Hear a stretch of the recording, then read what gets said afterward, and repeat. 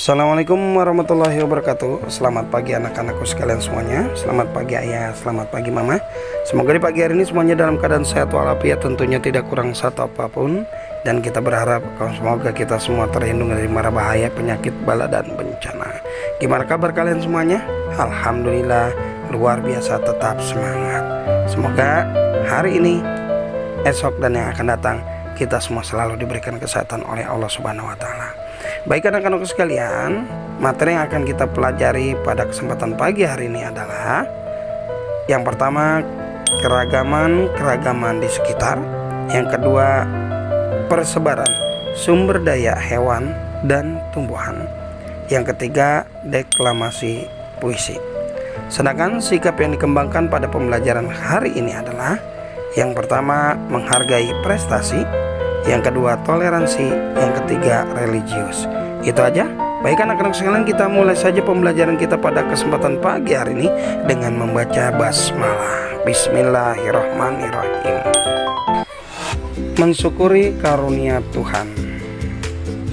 Sebelum kita memulai kegiatan, marilah sama-sama kita berdoa. Doa adalah salah satu bentuk syukur kita kepada Tuhan Yang Maha Esa, Allah Subhanahu wa taala. Bersyukur karena kita diberikan kesehatan dan kekayaan sumber daya alam yang tersebar di berbagai daerah. Kekayaan sumber daya alam tersebut dapat dimanfaatkan untuk memenuhi kebutuhan. Sumber daya alam apakah yang ada di sekitar kalian? Anak-anakku sekalian, kita perhatikan yang ada di video, yaitu yang pertama adalah Masjid Istiqlal Jakarta, yang kedua Menara Singer Lampung, yang ketiga patung GWK Bali. Tahukah kalian siapakah arsitek yang telah merancang ketiga bangunan di atas? Bagaimanakah usaha mereka untuk meraih cita-cita?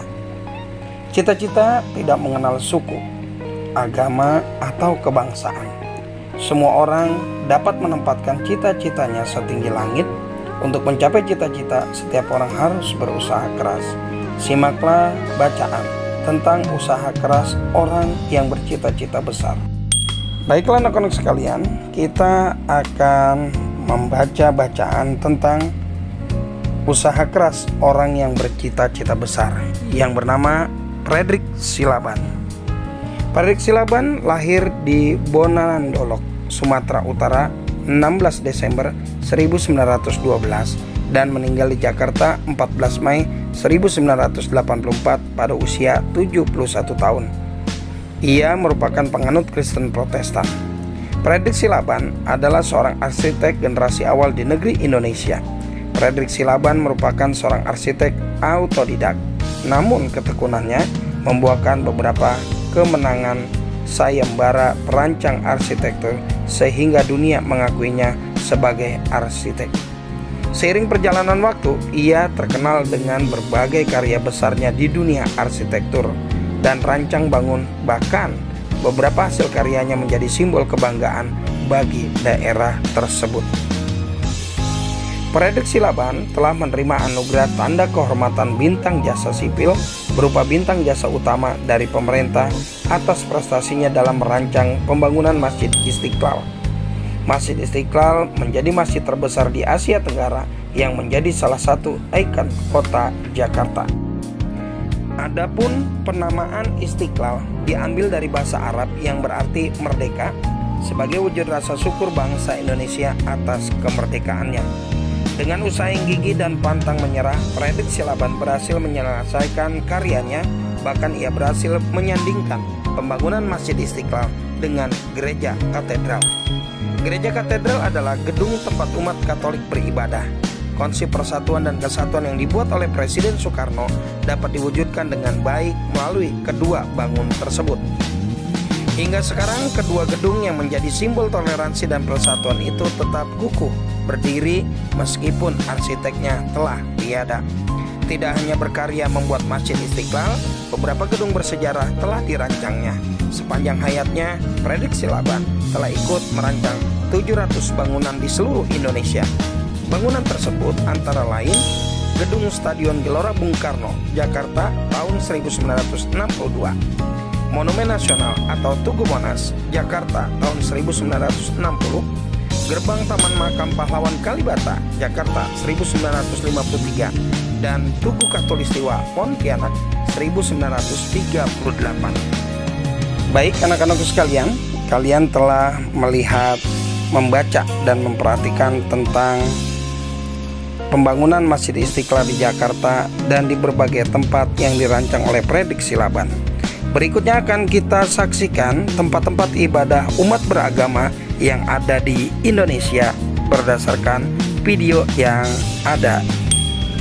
Baiklah anak-anakku sekalian, kita perhatikan gambar yang ada pada video. Yang pertama, gambar-gambar tempat ibadah agama yang ada di Indonesia. Yang pertama, masjid, kemudian pura, gereja Kristen Protestan, gereja Katolik, wihara, dan kelenteng. Gambar-gambar tersebut yang ada pada video tersebut, dapatkah kalian menjelaskan gambar-gambar tersebut? Apakah tempat-tempat ibadah tersebut ada di daerah kalian? Masyarakat Indonesia terdiri atas pemeluk agama yang berbeda-beda. Umat beragama dari tiap agama memerlukan tempat ibadah untuk memenuhi kebutuhan rohani. Setiap tempat ibadah memiliki bentuk dan pengaturan yang khas. Persebaran sumber daya hewan dan tumbuhan. Pada pembelajaran sebelumnya, kalian telah mempelajari tentang sumber daya alam, baik sumber daya alam hayati maupun non-hayati. Sumber daya alam hayati meliputi tumbuhan dan hewan. Perhatikan peta persebaran sumber daya tumbuhan berikut. Peta di atas di dalam video, yaitu peta yang berisi informasi khusus. Peta-peta persebaran sumber daya alam berupa tumbuhan tersebut menunjukkan daerah-daerah yang memiliki sumber daya tumbuhan untuk memenuhi kebutuhan masyarakat. Sumber daya alam tumbuhan dapat berupa tanaman pangan, tanaman industri, dan hutan. Tanaman pangan dapat berupa tanaman padi, palawija, sayuran, dan buah-buahan. Tanaman industri dapat berupa tanaman teh, kopi, tebu, karet, kelapa sawit, tembakau, dan kelapa. Adapun hutan diperlukan untuk mencegah banjir, mencegah tanah longsor, menyimpan cadangan air, dan perlindungan hewan. Bagaimana dengan persebaran hewan? Perhatikan peta persebaran sumber daya hewan berikut. Sumber daya alam hewan terdiri atas hewan ternak dan hewan liar. Hewan ternak merupakan hewan yang dipelihara atau diternakan untuk memenuhi kebutuhan manusia. Contoh hewan ternak adalah ayam, itik, kambing, kelinci, sapi, burung germak, dan kerbau. Hewan liar tidak dapat dipelihara manusia. Biasanya hewan liar hidup di hutan atau taman-taman nasional untuk dilindungi dari kepunahan. Contoh hewan liar adalah gajah, harimau, singa, kera, orangutan, badak, banteng, dan anoa. Baiklah anak-anakku sekalian, kita lanjutkan pembelajaran kita, yaitu mendeklamasikan puisi. Mendeklamasikan puisi memerlukan persiapan yang baik. Selain menghafal baris demi baris, kalian juga harus memahami makna puisi tersebut. Salah satu cara untuk membedakan makna puisi adalah dengan cara memberikan tekanan pada saat mendeklamasikannya. Pemberikan tekanan pada baris puisi biasanya menggunakan tanda centang. Perhatikan penggunaan tanda centang yang ada pada video. Yang pertama, tanda centang 1 menyimpulkan tekanan kata pendek sekali. Yang kedua, tanda centang 2 menyimbolkan tekanan kata agak pendek. Yang ketiga, tanda centang 3 menyimbolkan tekanan agak panjang. Perhatikan kembali puisi pada pembelajaran sebelumnya. Misalnya puisi tentang derita pemulung kecil. Berilah tanda centang 1 untuk memberikan tekanan pada baris-baris kalimatnya. Kemudian berlatihlah untuk mendeklamasikan kembali dengan mengikuti tanda jeda yang telah kalian buat. Baiklah anak-anakku sekalian, ini saja pembelajaran kita pada kesempatan pagi hari ini. Semoga anandaku semuanya tetap semangat, tetap bisa melaksanakan semua kegiatan-kegiatan yang diberikan oleh Bapak dan Ibu Guru. Baik, tugas kalian adalah yang pertama, tuliskan 6 tempat ibadah yang ada di Indonesia. Yang kedua, tuliskan bangunan yang ikut dirancang oleh Fredrik Silaban dalam video. Yang ketiga, tuliskan yang termasuk tanaman pangan. Yang keempat, tuliskan yang termasuk hewan ternak. Yang kelima, berilah tanda tanganan pada puisi dengan memberikan tanda centang seperti di dalam penjelasan yang ada pada video. Puisi yang digunakan adalah puisi yang ada di halaman 129, kerusakan alam. Itu aja anak-anak sekalian. Kita bertemu lagi tentunya di waktu dan gelombang yang sama.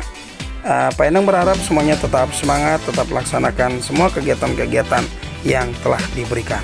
Itu aja, mohon maaf atas segala kekurangan. Assalamualaikum warahmatullahi wabarakatuh.